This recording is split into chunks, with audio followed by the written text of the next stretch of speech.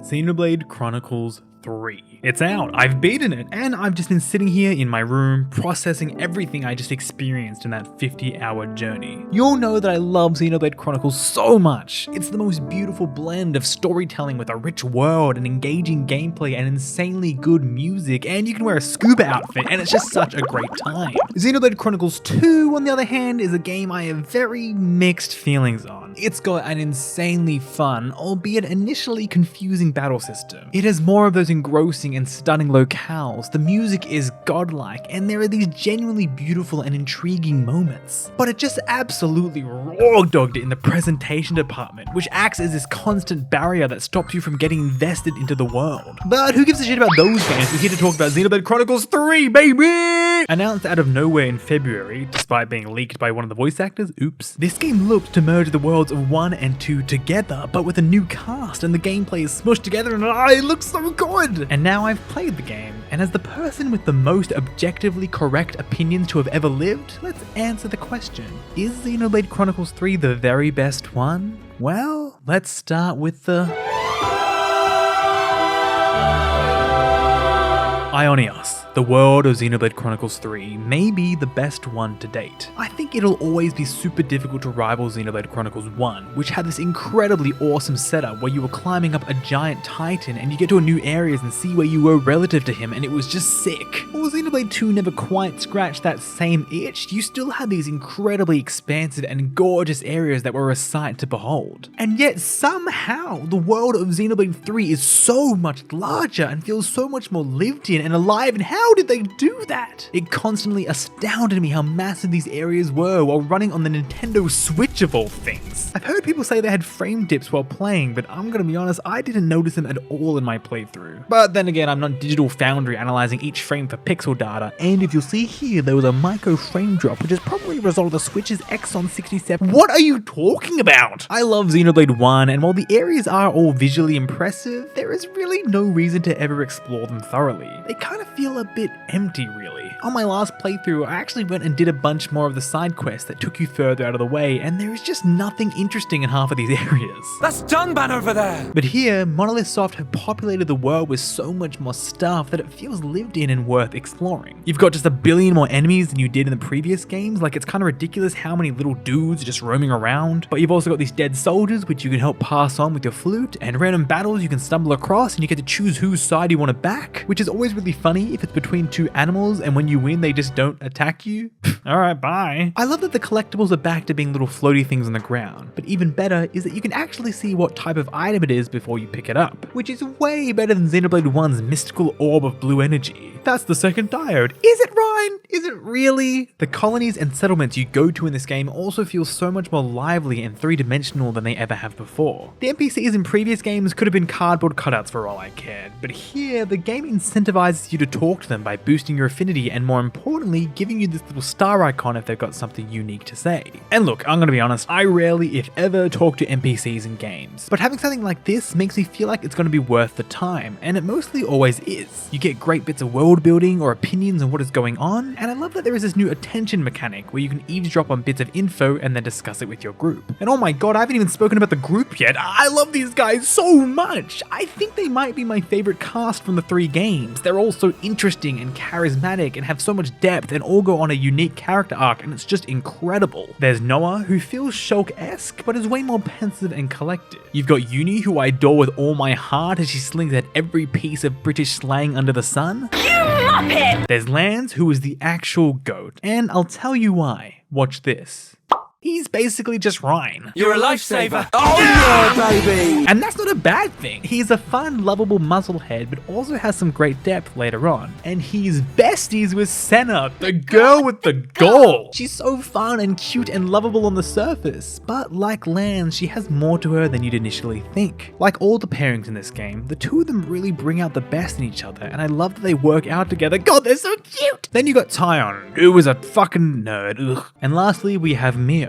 I love you so much. I think what makes these characters all great is that for the most part, the screen time is shared between all 6, and they all get development and twists and turns and exciting backstories. Xenoblade 1 has a great ensemble, but half the characters don't go on any sort of journey, or they disappear into the background for big chunks of time, so it really feels like Shulk. and the gang. They improved this with 2 by having big story beats being dedicated to one of your companions. But when it wasn't your turn, you just had to sit back and behave. Shut up, Zeke, we're in Nia's chapter! So it also kind of ends up feeling like Rex and Pyra and Mithra and the gang.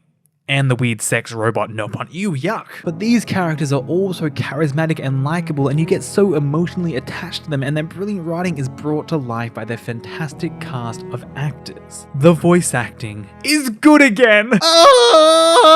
The voice acting in Xenoblade 2 sucks so much ass. I know you fans of that game have heard this 1,000 times, but it's just not very good. Apart from the terrible direction, awful line delivery, awkward pacing, bad sound mixing, and ratings that do not match the visuals at all, what is most frustrating is that you can hear that all of those actors are good actors. There are so many moments or lines where the characters sound great or deliver a good bit of dialogue. You will never take her! And for a second you feel super immersed and sucked into the world, and then Rex goes, Join me!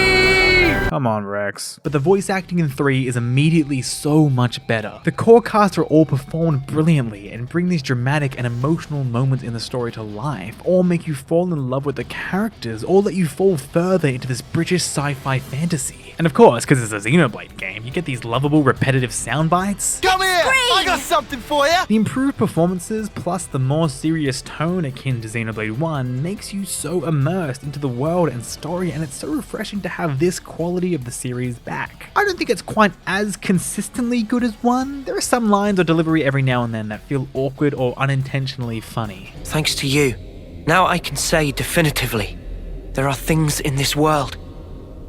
Yeah? And there's only occasionally a voice that isn't well performed. But there is definitely nothing as bad as the worst of 2. And returning characters like Nia sound so much better than they did before. And Melia sounds so much better than she did in Future Connected. God, she was bad in that.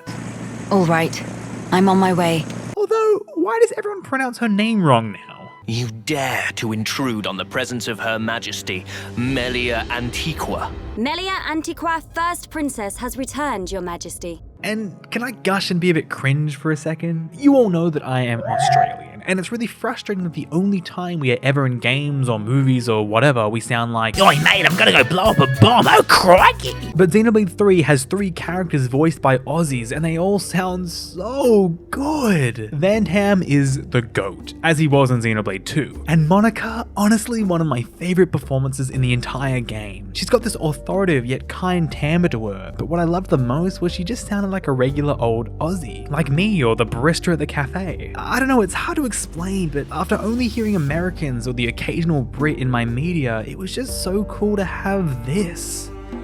And then there's Gondor. Guess who's back, bitches? I cannot tell you how much I love Gonnie. Goza Gondor herself. She sounds like this super specific Australian archetype. Like if she existed in real life, she would definitely say, "Oi, fuck off, I put money on my Mikey. God, you're such a fucking povo. Hey, can you play dart?" I can't believe I got to hear people who sounded like me in a big budget JRPG and they were good, and honestly, it just kind of means the world to me. But they're not even Australian actors, they're British. I didn't even fucking notice. You win this time, England. But the voice acting really helps make this world feel way more alive than the previous 2, as they've added dialogue while you're walking through the world. This makes it feel so much more like an adventure between a group of friends, rather than a video game. I was so impressed with how much they talked through your journey. What is most impressive, I think, is that you can get these hero characters to accompany you on your journey, and even they will have unique voice dialogue at certain areas or for quests that have nothing to do with them. It's quite honestly incredible and makes the world feel so alive. And throughout the whole game, they've incorporated this new flashy bit of technology where the lip sync automatically adjusts for each language, and this is such a godsend as you don't have to raise your suspension of disbelief for voices that just do not match the lips. Yeah. Or we can stay and fight. What? Although, compared to 1 and 2, there are a lot more dialogue sections in this game that are unvoiced, and I find that really odd, especially considering these were kind of few and far between in the previous game's main story. And I find it really weird how few post-battle quotes they recorded. In Xenoblade 1, there were these multi-line conversations between 7 party members. Thanks to Ricky's sidekicks, we win! What? Who are you calling sidekick? No see anyone else? Must be you. Stupid furry volleyball. Ryan, you're such an easy target. But here they're usually only 2 or 3 lines long and they repeat a lot. We're Sort of unstoppable things. with you around, Senna. I'm the girl with the gall. I'm the girl with the gall. I'm the girl with the I'm the girl with the I'm the girl with I'm the girl I'm the girl with the gall.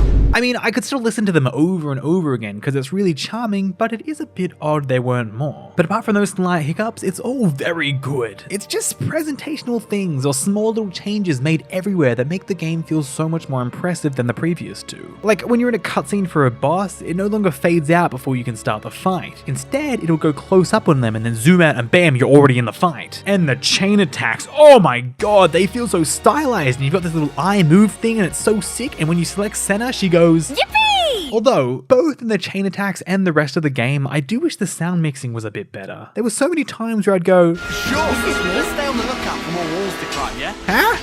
What was that? The game has these absolutely gorgeous and wholesome vignettes at the many campsites between all the characters. They'll hang out or rest their head on one's shoulder or work out or braid their hair or play the flute, and it's so lovely to watch. They actually got rid of a series staple, Heart to Heart, which if you told me before the game came out, I would have been furious. But because the 6 are so fleshed out and we see so much of them, you don't even realize that they're not here. I just really feel like Monolith Soft outdid themselves with the world this time. While there isn't any area that I think is more pretty than the ones we've seen before, there is just something about these ones that feels so incredible. And every little tiny facet of presentation they've upped and improved makes this game work so well. Especially when you've got the soundtrack coming. Oh, I need to talk about the music! As surely as the sun will rise each morning, so too will each Xenoblade game have an absolutely banger soundtrack. I think Xenoblade 1 and Xenoblade 2 have just some of the most stellar and unique sounding soundtracks to any game ever. And yet they somehow blew those 2 games out of the water. It's not even funny. I think this might be my favorite soundtrack of the trilogy. I haven't sat with these songs as long as the first 2, but there is just something about the caliber of these tracks that is insane. You hear a life sent on maybe a million times, yet it is always as poignant and beautiful as ever.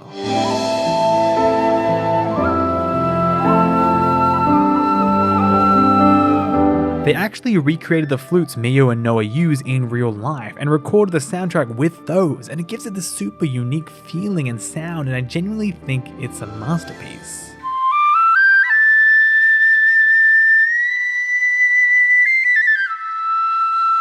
While it's not the actual main theme, the weight of life perfectly encapsulates the struggle of the cruel world our characters find themselves in.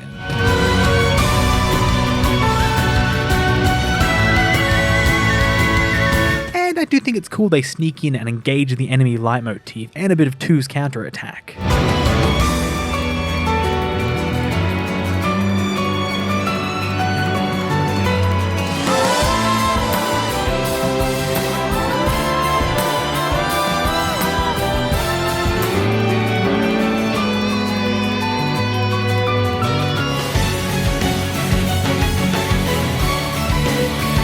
And then you've got the battle theme.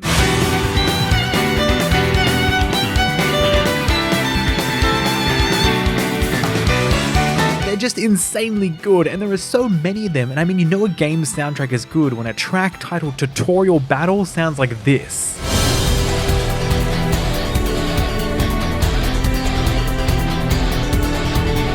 But nothing is as incredible as the Mobius boss theme.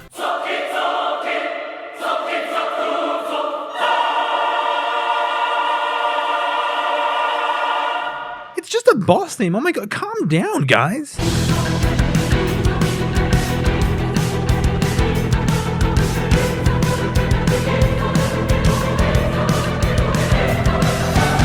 environment themes in this game are great, but they do feel very different. In 1 and 2, they wanted to emphasize how wonderful and fantastic it was to explore these giant open worlds, so you get tracks that sound like... or...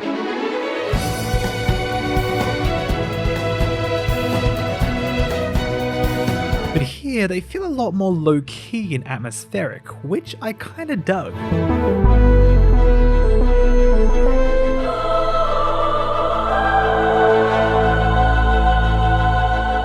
It makes the world feel a lot more dire and sad, which, you know, endless war with child soldiers, it kind of is. Of course, you've still got great memorable themes too, but they don't feel as showy as they used to.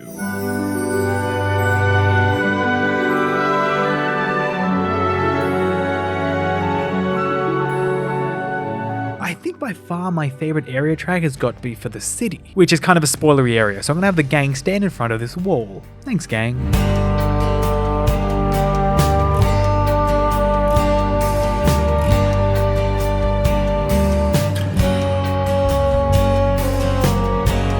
There is significantly more music in this game than the other two, about 3 or 4 hours more, and the extended variety means you aren't having a few tracks playing over and over again, which helps the cutscenes feel more unique and less recycled, which is something I think the previous games struggled with slightly.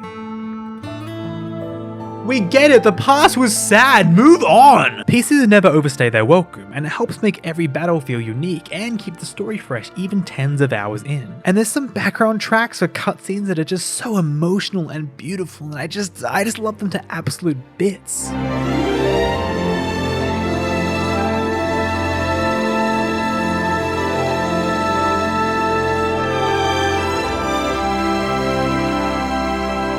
The one thing I gotta complain about though is the chain attack music. You've got a unique track that plays exclusively during the chain attacks, which at first is fantastic. It sounds great and makes chain attacks feel like a special event.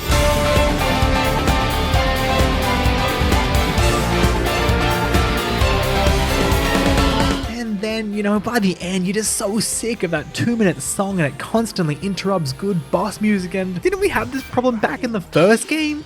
Monolith Soft.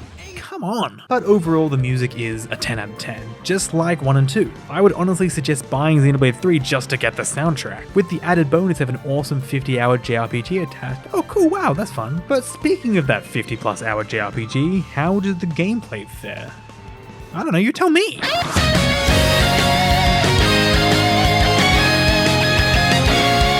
Xenoblade Chronicles has this really unique feeling, all in crazy hectic combat where from the outside it looks like a million things are going on, but once you kind of sink your teeth in and understand how things work, it's this insanely fun and engaging combat system where you're balancing multiple elements and setting up cool combos, and it's the best. And despite having vastly different combat systems, 1 and 2 both share that unique feeling. And what's great about 3 is that they decided to merge the two combat systems together. To mixed results, but let me explain. In Xenoblade Chronicles 1, you have an MMO-like hotbar with all your arts on it. These recharge on a timer, except for your main talent art, which recharges by your character auto-attacking. Now no matter where you are, your character will constantly auto-attack, and you can vastly speed this up with haste gems, which makes it feel like you're on crack. A lot of people seem to not like the combat of the first game, complaining that there is too much waiting around, but I always really loved it. You've always got a certain art ready, and the characters go down so quickly that it keeps everything fast-paced and fun. It's great. Except for spike damage, dog shit mechanic, fuck you! Xenoblade Chronicles 2 vastly changed the battle system, and while poorly explained at first, once you understand how it works, it quickly becomes the most satisfying of the two. It feels a lot slower than one's, with your character moving like cement, and even the basic enemies taking forever to kill. But once you understand that you have to deal elemental combos to the enemies and then burst said elements during a chain attack, the game becomes a super fun puzzle-like thing where you're working out your strategies on the fly and trying your best to execute combos with the tools available. Unlike Xenoblade 1, you can't auto-attack and move at the same time, which sounds bad at first. Quite quickly and intuitively, you realize that if you slightly move the character right after they attack, they begin the attack again. So that, combined with a pouch item that really should be the default in the game, this turns 2 into this rhythm/strategy-like game where you're constantly timing your attacks and then strategizing and planning detailed combos. Xenoblade Chronicles 3, being all about the merging of two worlds, combines the two combat systems together, and in some ways it works, and in some ways it doesn't really. The arts are laid out like they are in 2, with you pressing a face button to activate them, but some arts recharge by auto-attacking like they did in 2, while the others recharge after a certain amount of time like they do in 1. In addition, you have to stay still to auto-attack like in 2, but unlike 2, you can't do that little jiggle thing anymore to speed it up. So that combined with the Kavesi arts recharging on a timer, there just feels like there is so much waiting around in this one. And these two things wouldn't be that major of a problem if the bosses in this game didn't have so much health. Jesus Christ, they are so meaty! It's honestly hilarious how slow the boss's health goes down, even if you're levels above them. In previous games, if a boss had a lot of health, you could get the upper hand through chain attacks. But here, they're just Okay, maybe I missed something somewhere along the line, but I swear the entire game I tried my best to learn how to do the chain attacks, and they never ever felt as good as they should have. You've got this cool system where characters give points and you want to get the points as high as possible. Getting into these higher categories lets you reactivate more characters for the next turn and drive up your damage bonus. I swear I would do my very best, get everything right, do a combo or get an Ouroboros form, and even by the end of the game the boss's health would move so slightly. The chain attacks would take so long and they felt like they were going so well, and the attacks looked like they should be meaty, but the output would just be so lackluster. And because chain attacks take so long to do with so little reward, it made me less incentivized to use them, instead saving them for a rainy day to heal my party. I also wasn't a very big fan of how debuffs or buffs applied before or during a chain attack don't stay for the entire duration. In Xenoblade 1, a chain attack is like bam bam bam, okay they're dead, next enemy. In 2, it feels slow at first, but then you set off an elemental burst and drop a tactical nuke on the poor guy. Oh god, he's dead! In 3, it looks incredible, but it feels like I'm doing nothing. And it just completely baffles me why you don't get extra damage bonuses for getting above 250 and 300%. And look, I know, you're all just gonna say get good, and I'm sure I could have looked up a guide on how to achieve maximum potential, but I didn't have to do that for 1 and 2. You can figure out everything in that game eventually without having to rush to YouTube. And with some certain boss fights, especially towards the end of the game, they just took so long it was kind of ridiculous. Another big change is that only healers can revive now, which I like because it emphasizes their role in battle, which I felt the first 2 games kind of failed to do. In Xenoblade 1, once you unlock Dunban, there is just no reason to ever use Sharla again, and you almost forget she's a part of the game at all until she shows up to go Gado! But in 3, the healers are all super useful and viable and fun to play as. Although, I don't like when in tougher fights it turns into a game of just keeping your healers alive and being on revive duty. And if they do all die, you just have to kind of patiently wait until everyone else dies for the fight to end. Thanks man, I'll be back. And it's very weird that they don't allow you to revive as another class but at the expense of your chain attack or Ouroboros meter. I honestly think I would have preferred that. Okay, so I've complained a lot about this combat, so it's safe to assume I hate it, right? Nope, I absolutely love it.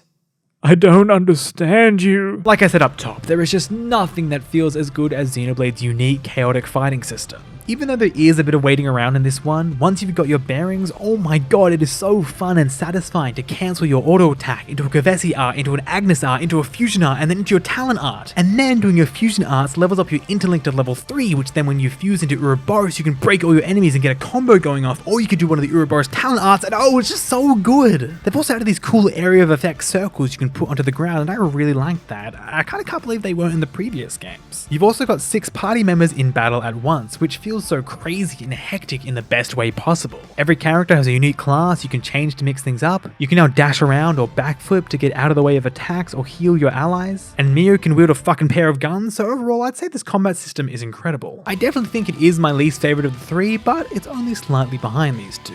Combat aside, this game feels a lot more like Xenoblade 1 than 2, which I think was a combination of their last game being the remake for Switch, and also because a lot of the elements of 2 were not very well appreciated. They cut the dumb field checks, there's no gacha mechanic anymore, items aren't found in an interactable lump, and most importantly, they fixed the tutorials. The tutorials in 2 were so annoying, constantly interrupting you with this irritating jingle and also somehow not clearly telling you anything. Xenoblade 2, everybody. Oh, fuck off! But its biggest crime is that for some god-forsaken reason, you can never look at the tutorials ever again. Huh? My jaw hit the floor 50 hours in when I wanted to clarify how a mechanic worked and they're just fucking nowhere. I cheered out loud when this game specifically told me I could view the tutorials at any time. And I actually did a couple of times because this game has a lot of mechanics and it was so nice to clarify things, especially because the start of this game is a bit heavy on the tutorials. Yet one thing they did keep from 2, which I hate so much, is the old classic win in the game, die in the cutscene trick. Hey, devs, stop doing this. It feels so cheap and invalidating, and I don't understand why they did it here when in 1, if you were to lose in a battle, it would fade out halfway, which was so much better. Monolith, please. One massive thing they fixed in 3 was navigation. This is something the franchise has always kind of struggled with. The original Xenoblade had this ugly ass crazy taxi S pointer on the top of the screen that was so useless. 2 changed that for this compass, which works great until you have to travel anywhere with verticality, which is basically the entire game. game. Definitive Edition took a great step forward by drawing a path in the minimap, but it kind of meant your eyes were glued to that the whole time and you weren't looking around at the world. But here they finally reached what I think is the perfect solution. You can have a golden beam drawn through the ground to follow, and I love it. It's subtle, lets you spend most of your time actually looking at the world instead of some edge of the screen. It actually kind of fits in canonically to the story if you care about that sort of thing, and if you don't like it, you can simply turn it off. Very cool, big fan, thank you Takahashi. It feels really nice to play a Xenoblade game that has side quests that are actually good. There are so many of them, and a lot of them are quite lengthy with unique cutscenes and voice acting, and it is just so much better than talking to cardboard cutout number 16 and then killing X monsters. Now it's right time. Torn of the Golden Country, the epilogue DLC chapter for Xenoblade 2, had this really cool campsite mechanic, and they've borrowed it here and it just works so well. You can discuss bits of info you've heard, level up with bonus XP, cook food for stat boosts, and craft gems. Gem crafting is back, baby! Except they kind of suck a little. On one hand, it is nitpicky to be upset that we don't get a goofy set of voice lines, so I won't criticize that. Thanks a lot. But I do think the whole process is a little blotchy. You craft gems with materials you find throughout the world, but about halfway through the game, I just stopped being able to craft any. I never had the right materials I needed, and there didn't seem to be a way to track down a specific item. But I do love that every gem seems important instead of the 1600 variants of useless junk you'd have in one. And it's so great that you just craft one gem and everyone can equip it, which is so much better than having to grind and farm and look up ultimate strategies just to make sure everyone in one was loaded out. You can also buy accessories and bits of equipment from Nopon at the campsites, but I feel like buying stuff is really de-emphasized in this game. By the end, I had so much spare cash, but I felt like I was struggling to budget in 1 and 2, constantly buying and upgrading my equipment at every chance I could get. And equipping accessories is kind of frustrating because you gotta reapply them every time you change class. And why can't we stack accessories on top of each other? Let me have double the bonuses, you cowards! But look, gameplay wise, that's pretty much it. It feels super fun to play, as the others do, but they've expanded and stepped forward in really exciting ways. Like you get a boat at one point and you can travel down these zip lines.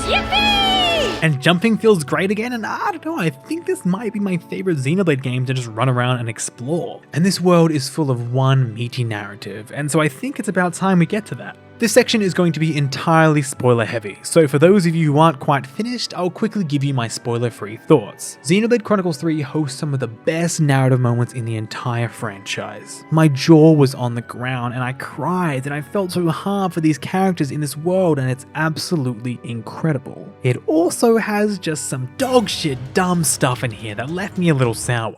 But overall, it's very good, despite its pretty bad and inconsistent pacing, which I feel like 1 and 2 didn't really struggle with. But that's all I can really say without getting into too much detail. So without further ado, let's discuss the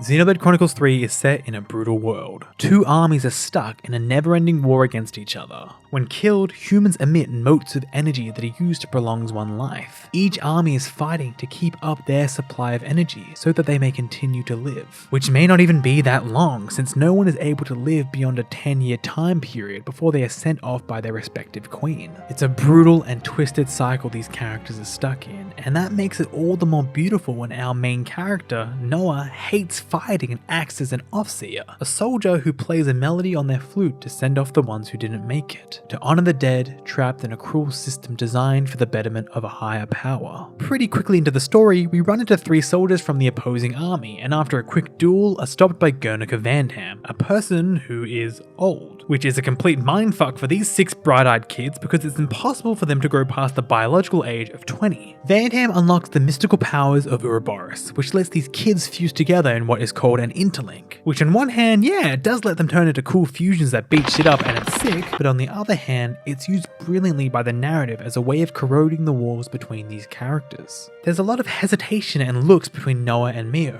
the offseer from Agnes, as you can see the sharing of thoughts, feelings and memories they just experienced has made them realize they are the same. And there's so many brilliant bits of parallel at the start too that reinforces this idea that there is no difference between the people from both sides. And you can feel the cogs begin to turn in these characters' heads. Why are we fighting each other? What's it all for? After linking at Ouroboros, the gang are seen as enemies by their respective armies and are forced to work together. And while there is a bit of friction at first, the gang quickly realize they share a common goal: to extend their lives past the age of 10 and fight the evil that set this cycle of the world in motion. They will have to go to a city at the giant sword in a faraway land. And from here on out, the story becomes this epic journey across a giant assortment of beautiful environments and locales where we constantly get to stop and focus on these 6 characters. And what characters they are. This might be my favorite Xenoblade cast ever. They're also interesting and charismatic and have so much depth and all go on a unique character arc. The Ouroboros forms have the characters paired up with each other, and they use these opposites to explore each character in brilliant ways. Like Lance, who is a fun, lovable musclehead, but also has to deal and power through guilt and regret stemming from when his childhood friend sacrificed himself to keep Lance alive. He's paired up with Senna, who is so fun and cute and lovable on the surface, but is burdened by heavy insecurity and walls of faked appearances. Together, they learn to find a way to be themselves and be okay with being the mighty weaklings. Similarly, Uni is paired up with Tyon, a tactician and just an absolute loser who is so pre-calculated and plans every little thing out. So, pairing a book dork like him with the potty-mouthed Uni is an absolutely brilliant way to get these amazing character moments, such as Tyon helping her calm down after she's in shock, or Uni just flirting. This guy has never been flirted with before, are you kidding me? There was no answer in the textbook for that! And lastly, we have Mio and Noah, the 2 Offseers. What's really interesting about Mio is that she only has 3 months left to live, and so this epic quest to extend their lives feels like an actual desperate plea for her. One thing I loved about her story is that we're told straight away to make our way to the Great Sword, but it takes forever, like genuinely it's such a long trek. But then before you even make it, the gang decides to infiltrate the Gavesi castle and Mio calls Noah out on it. She's only got 2 or so months to live at this point, and they're being so slow and now they're changing course and it's frightening. And it's great because the characters don't always see eye to eye, and the chemistry and affinity between them all makes it just so interesting to see them argue and laugh and cry and just be together. And honestly, I would love to be a fly on the wall and watch these 6 interact in a slice of life fashion. But the real reason Mio is so upset about her time running out isn't the fact that she will be dead, but it's because she feels like she is using borrowed time. 5 years ago, her friend Miyabi sacrificed herself to save Mio from an explosion at one of the colonies, and Mio desperately wants to leave a legacy or achieve something before that time is up. It's a guilt she constantly carries throughout the entire journey. When she confesses all this to Noah in a private sunrise moment, they exchange each other's flutes, and it feels like the first time these 2 specifically begin to really connect and understand one another, and it's gorgeous. Anyways, Melia is a robot? What? And now we know that everything is absolutely, definitely, certifiably a scam. And so the gang finally makes their way to the city, and I feel like this is finally where the game finds its feet in its narrative. Spending time with this gang who know nothing else but an endless cycle of war and death, and fearing every day for their decade-long lives, makes the discovery of the natural way of human life so beautiful. Of course, we all know where humans come from. Eggs. So there is something precious and beautiful about watching these characters who don't know see a baby for the first time and touch its little hand, and seeing old people and kids running around and witnessing love, and it's just such a gorgeous, larger than life moment. And this line. Alright then, lads and lasses. Who wants to know how babies are made? Very good. This is the moment where Xenoblade 3's story hits its stride. It finally reveals what its message is all about. Mortality and life is so precious and wonderful, and that is what the rest of our fight is about. And we'll just about do anything to get what we want. So then we go to this sick-ass jailbreak sequence and we meet this character. Any lights on in there, you dead brain? On ya, Gunny! Go die in a ditch, you turd. And upon the end of our plan, uh-oh, big old bad Mobius, M, and N are here. And also, they are actually Noah and Mio, which, how can that be? Because we have Noah and Mio. And then the gang lose. They straight up just fucking fail. And then they're sent to prison and are held until Mio's last day, where she will be sent off and the gang will be executed. This next section is absolutely incredible. The once chipper ensemble of ragtag heroes are now depressed and defeated. The cool-headed, pensive Noah is exploding in anger and grief and rage as he hits at the door over and over and over, achieving nothing but bloodied and bruised hands. Mio sits alone, waiting out her days, still on that borrowed time she now feels is wasted. One night, towards the end, Mio speaks to the gang and says, "If this road I've walked were to keep on going, I'd like to spend that time with my Noah." Her Noah. It seemed cliche a few hours ago when these two blushingly looked away at each other or spoke in private moments. But now that her life is being cut short, their romance becomes beautifully tragic.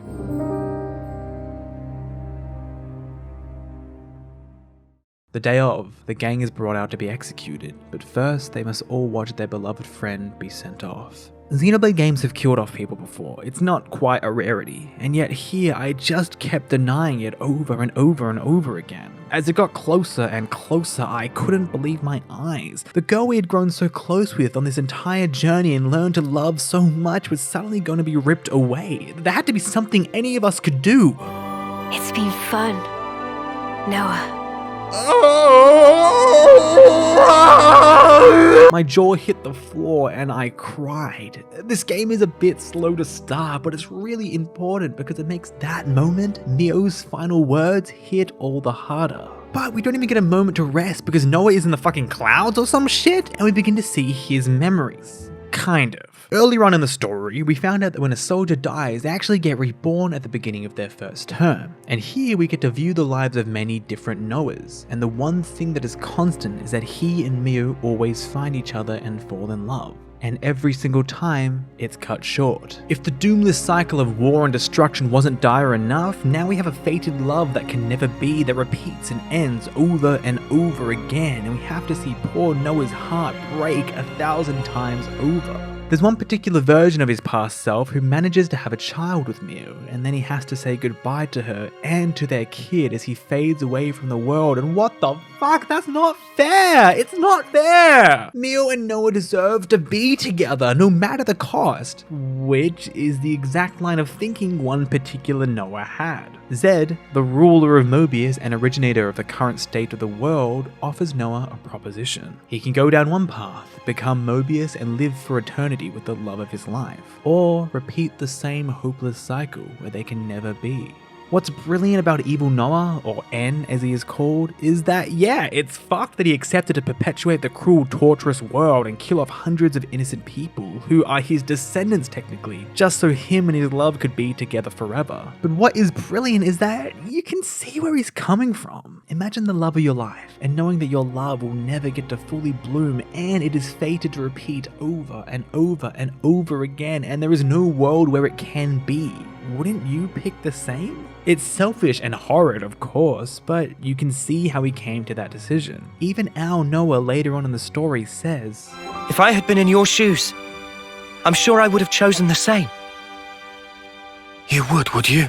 And speaking of our Noah, we're back at the castle and for some reason he survived the execution. And then evil Mio, M, yeah, so basically her and our Mio swapped places because M was sick of perpetuating the cycle of despair and felt N was too far gone. And so that means our Mio is alive and she's here, and the one we watched die and spend all that time in the prison with was actually N's Mio, who was full of regret and wanted to just go back and spend the limited time she had with her love, but is now giving that ability onto our Mio. Now Noah pulled a sword out of his chest? What is going on? This entire roller coaster of a section is genuinely some of the best bits of storytelling in any of the Xenoblade games. My jaw was on the floor and I cried like 3 times, and even my roommate, who doesn't know much about the series, turned to me and said, I don't even know what a Xenoblade is and I'm crying. Don't worry, buddy. No one knows what a Xenoblade is. But since we spent the time witnessing an organic relationship grow and develop between these 3 characters, by the time this happens, it's just heartbreaking. This is the best romance done in a Xenoblade game by far. Shulk and Fiora are sweet, but despite a fake-out kiss, it never develops further than the typical JRPG relationship.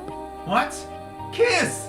Kiss! Rex and Pyra and Mithra is sweet at times, but it's so bogged down by anime bullshit, and I always thought this 5-minute fake out death was a little goofy. Hi, we're back, hey, we're back, yay! But Mio and Noah are so well developed and organic, and they use that relationship to enhance and deliver this gorgeous story. It's so well executed, and this is easily by far the high point of this game. It's profound, it's beautiful, it's shocking, and this will be Xenoblade Chronicles 3's legacy.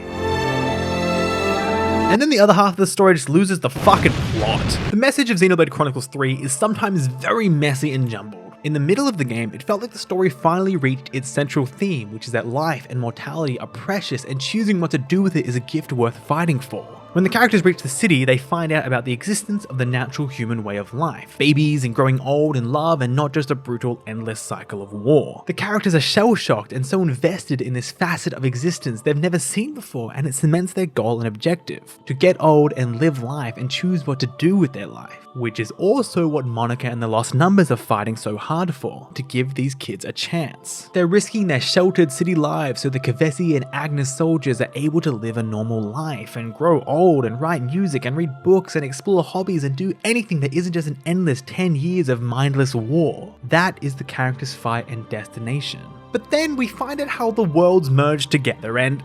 Okay, so let me try and explain this. At the ending of Xenoblade 1 and 2, Shulk and Rex simultaneously in their separate worlds rebooted their universe, and we all assumed that these two worlds merged together as this deed was performed by Klaus, who originated these worlds in the first place. But what actually happened is that the two universes rebooted into separate universes, but because they were both done by Klaus, I guess, they were attracted towards each other, and their collision meant total annihilation of both worlds. So Melia and Nia began to communicate cross-world via something called the Light, which is basically just Skype, and then they created the Origin, which has the data for their universes stored on it, so that when they do collide, the universes will safely reboot. Again.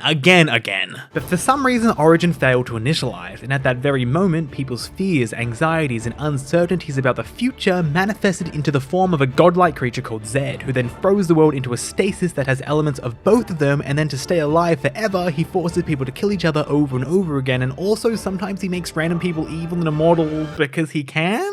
Did I get that right? And then at the end, our heroes march up to Zed and destroy him, allowing Origin to successfully reboot, but back into two separate worlds right at the very moment it first split.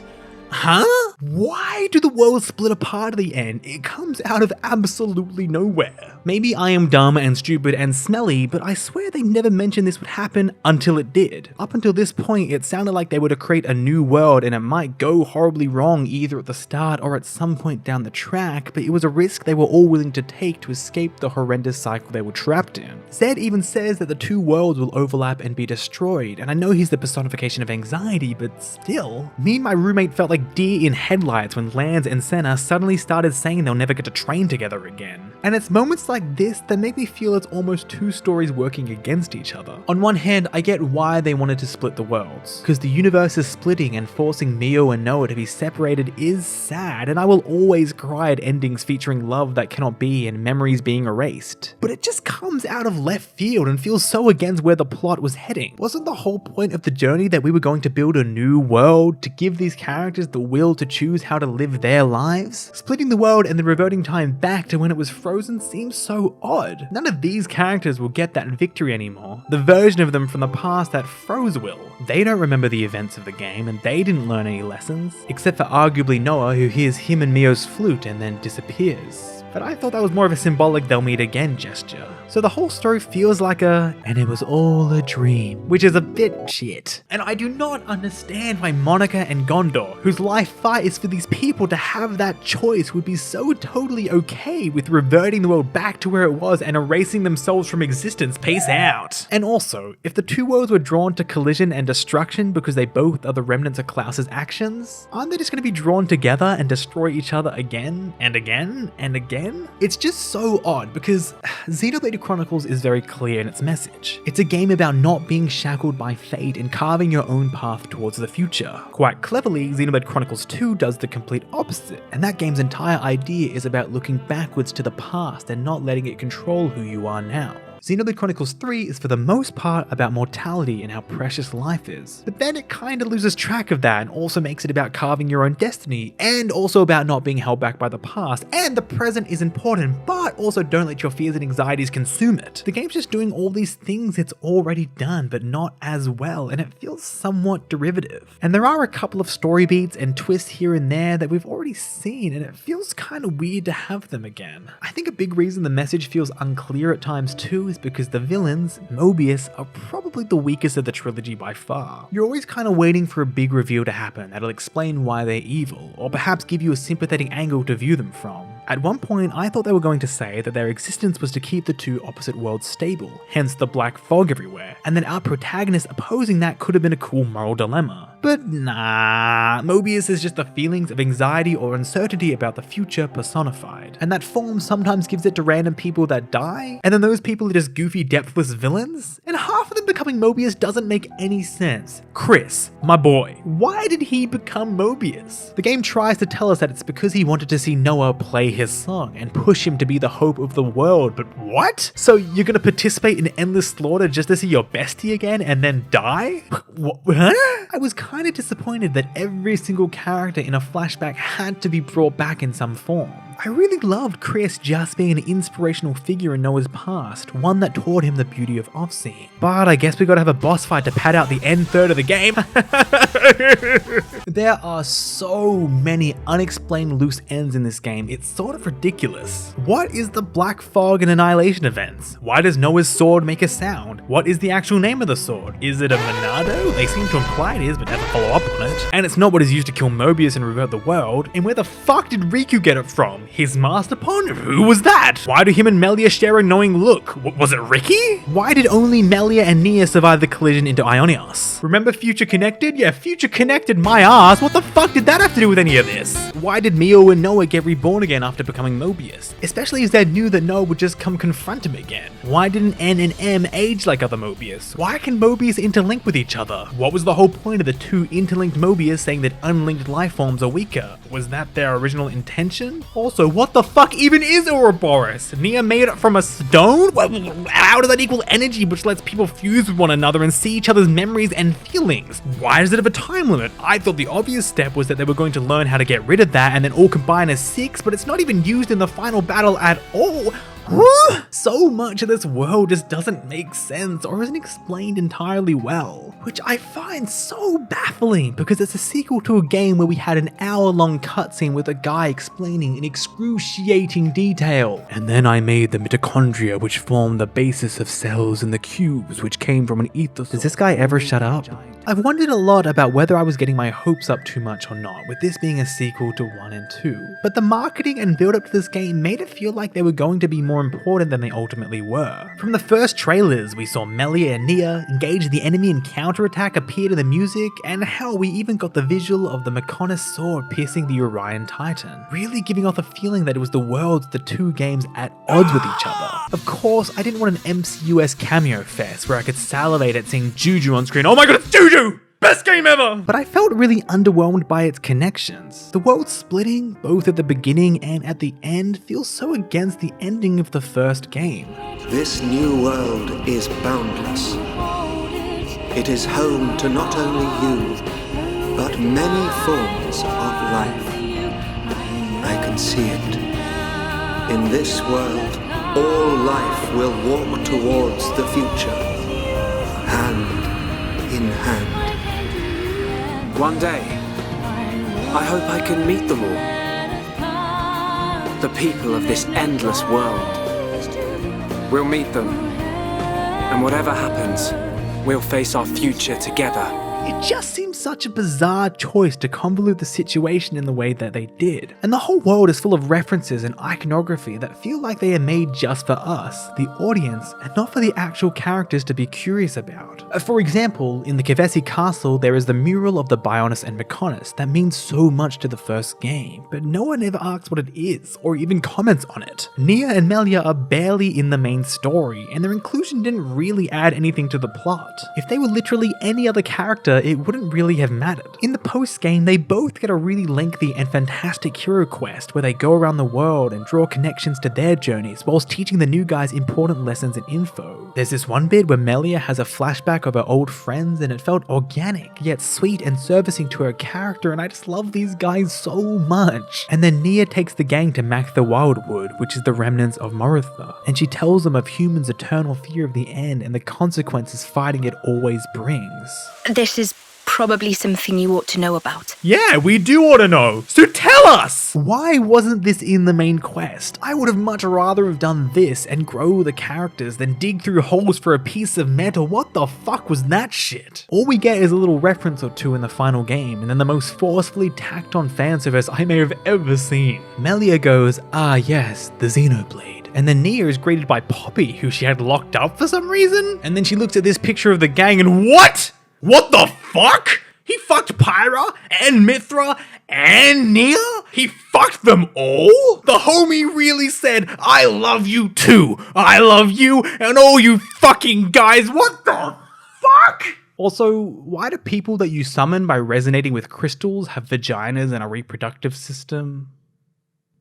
Klaus, what the fuck? Why was this game connected to Xenoblade 1 and 2? Genuine question. Throughout my journey, I was kinda upset that the outcome of a godless free world we worked so hard for in both games was immediately undone by a new world with a godlike being controlling everything. It felt like those games were sort of undone. But at the end of Xenoblade 3, it undoes itself. The world reverts to some time shortly after the endings of 1 and 2, and time is now unfrozen, which keeps Shulk and Rex's success intact, but means that Xenoblade Chronicles 3 didn't really matter. Again, it feels like the classic "it was all a dream" ending. It doesn't really contribute anything to the larger story, as it all kind of takes place in its own isolated pocket chamber which then disappears. And what is most frustrating is that in that chamber it explores some beautiful ideas and rich characters. As the connections to the previous games kept underwhelming me, I kept wondering if this story would have been better if it was its own thing, like Xenoblade Chronicles X. I've seen a lot of people say that this feels like the culmination of a trilogy or the perfect way to finish the story, but I just can't see what it achieved in the bigger picture. How did it move the characters forward and wrap everyone's story into a neat little bow? All the messy story stuff aside, I think pacing is the game's biggest struggle. At the very start of the game, Van Ham says, "You guys need to go to the sword. Also, can you please get me a chicken and cheese, no sauce from Macca's?" And then 20 hours later, you're still going to the sword. On one hand, it's great, because you get to spend time with the characters and learn about them. But on the other, there is a bit of urgency to your quest with Mio's 3 months left to live. So anytime you have to help out a random kid or go into a cave, it's a bit frustrating. I actually really like that Mio calls Noah out on this around a third of the way through, so maybe it was an intentional choice. And I do understand if we got to the sword too quickly, the reveal wouldn't have worked as well.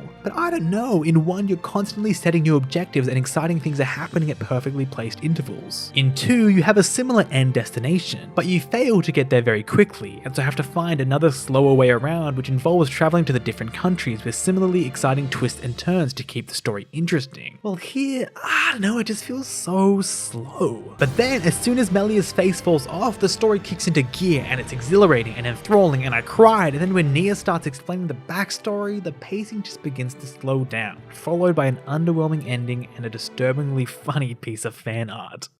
Did he fuck them all at the same time? Or was it like, you two can wait your turn? Wait, is Mio the daughter of Nia and Rex? What? It's just such a shame, because despite its inconsistent pacing, bizarre plot holes, and underwhelming finale, there is stuff in here that is genuinely some of the best storytelling in the franchise. But the main character does get laid, so overall I have to say it's a 10 out of 10. Is Xenoblade Chronicles 3 the best one?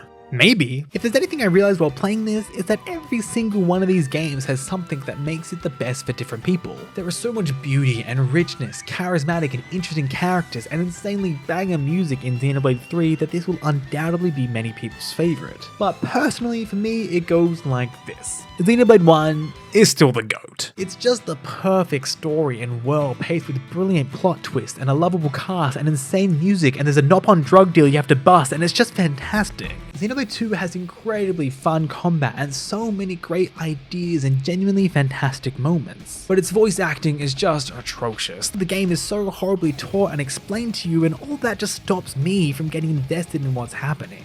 Xenoblade 3 confidently sits here. It's very, very good. I haven't been this addicted, obsessed, and immersed into a game like this in forever, but there are just a few too many slight issues that stop me from loving it unconditionally.